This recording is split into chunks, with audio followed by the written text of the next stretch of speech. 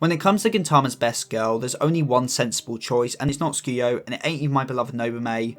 No, it's of course Kagura, as although Gintoki gets so much praise, which let me clarify, he very much deserves, I feel that just as much praise should be given to our deuteragonists, Kagura and Shinpachi, who are crucially important in making Gintama the incredible story that it is. And so today, we will help to amend this by discussing why Kagura is such an incredibly thematic character in the story of Gintama, and so that is what we shall discuss today. If you find yourself entertained at any point during the video, then consider liking, subscribing and ringing that bell, as I cannot explain to you how much just small action can do for this channel. And if you want to go the extra mile to support this channel even further, then perhaps check out my Patreon. Anyway, on with the video. Kagura and Shinpachi, in a narrative sense, both act to show the development of Gintoki from a monster to a man. As explained in my Gintoki analysis video, Gintoki by the end of the series becomes a man who can proudly look his master in the eyes and show him that he doesn't need him anymore, as Gintoki goes from being the lost child who needed Shoyo by his side, to a strong samurai who takes in lost kids of his own accord. Gintoki is to Kagura and Shinpachi what Shoyo was to him, and by showing us the faith, the love and the connection shared by these three, Sorachi Sensei allows us to see just how far Gintoki has developed. So on a purely narrative level, Kagura is vitally important for visualizing Gintoki's development from where we see him as a corpse-eating demon. However, there is far more to Kagura than just being Gintoki's pseudo-daughter, who shows us how much he has become like Shoyo. And so on that note, let's move off her overall Gintoki's development and instead turn to Kagura's development itself. Kagura, based on her introduction, could be best described as a monster. A girl so inhumanly strong that no one dares fight her. She's manipulated and taken advantage of, but she doesn't even realise. Yet even so, even without asking for help, Kagura is saved from this predicament and accepted by Gintoki as not an Amanto nor as a monster, but as a girl, a human girl who needs a helping hand. And this is easily one of the biggest themes relating to her character, the idea that no matter what or who we are still human. The Yato may be bloodthirsty and crave violence by nature, but that doesn't mean they aren't people. Instead, what should be commented on is how someone chooses to wield their strength rather than whether they are a monster just for having it. Kagura is treated as a monster when in reality she is a girl, something Gintoki sees through. As think about it, even if she has the strength to punch his face in, does Gintoki ever treat her any different to a normal teenage girl? Of course not, because if anyone understands what it means to be a monster and what it means to be a human, it is Gintoki. Gintoki was persecuted as a demon himself, called a corpse eater, but due to the love of Shoyo, by being treated the same as any other kid, he was able to reach back towards humanity. And this is something Gintoki goes on to do for Kagura too. As much like Shoyo did for him, Gintoki gave Kagura a family. The Umibozo arc is one that heavily relies on the theme of family, of what it means to be a family. Gintoki, due to feeling he isn't worthy of shouldering the same burden as his master, because he didn't think he was as good as his master, doubted whether he could be a suitable family for Kagura. He expresses how he thinks she should go with the Umibozo, as that's a true family, one of blood. The fact Kagura then goes on to choose not her birth father but her earth dad then makes clear the importance of family and what it means to be a family, as all it takes is love.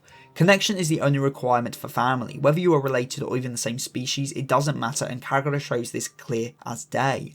I mean, just think back to everyone's favourite episode, Lesson 111, as when everyone else laughed at Kagura's broken umbrella, what did her two family members say? They said how cool her umbrella was and asked to walk under it with her, as that's what a family does. The Yorozia are probably the greatest example of a found family that I've ever seen in fiction, and demonstrate what it truly means to be a family, as Gintoki, Kagura, Shinpachi and Sadahara are not bound by blood. No, they are all unrelated, all strangers to one another, yet even so choose to be together. A found family, in my mind at least, is even stronger than a blood one, as it's a family that was formed out of a choice. You will always be in a family with your parents and your siblings, that's just how blood families are. But the Orozuya are different. They are only a family because each one of them wants them to be, because they each need and rely on one another. And out of the four, Kagura is undoubtedly the one who relies on her found family the most. As well, what can you boil Kagura down to when we first meet her? A lost girl far from home, one from a broken family without her mother, father or brother to comfort her. Kagura is always the one we see wanting to bring people back together, and this is very significant due to the fact that she, out of all of the cast, understands the importance of family the most. I mean, just compare this to Gintoki in the Umibozo arc, where he is happy to let Kagura go since, as said before, he is yet to understand the true power of family beyond just blood, something Kagura shows him when she decides to stay not with the Umibozo, her birth father, but with Gintoki, her earth dad. One of her main goals throughout the story is bringing her blood family back together.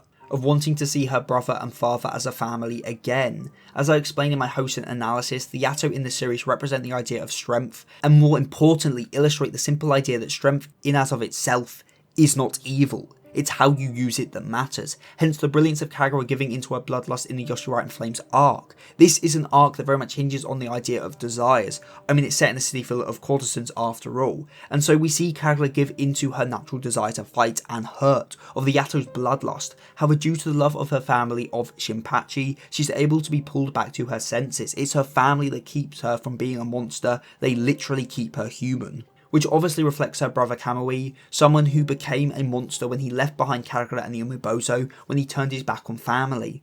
Kagura never really goes into such a bloodlusty state again in this series, and that's because Shinpachi risked his life to pull her back. Her family proved to her that there is no need for her to give into anger and bloodlust, as Kagura is the greatest of all the Yatos, not because of her strength, but because of how she uses it, because she fights not for anger and rage, but for love and connection. And well, this is something echoed all across the series. I mean, this is exactly the reason that Gintoki and Takasugi were so different. One fought out of rage and the need for revenge, the other fought for love and for the sake of those they cherish.